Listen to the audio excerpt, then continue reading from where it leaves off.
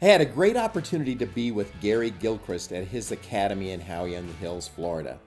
Showed him a few of the new EyeLine products and he fell in love with the Switchblade, but he uses it completely different than we designed it.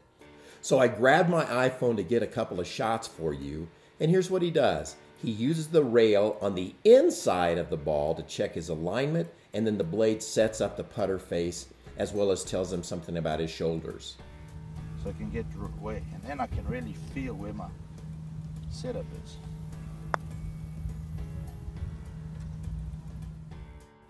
He also uses the rail as a way to create stroke length. Slide the blade back or forth, and then that can help you measure the stroke.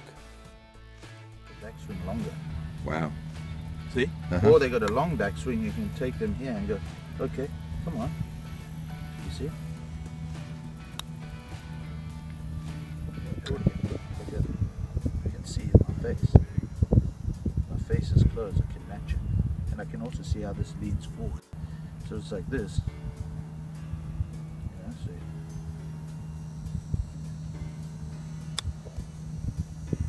Where I want the ball position. Okay. So if you want the ball position further back. Yeah. See? So now here, see?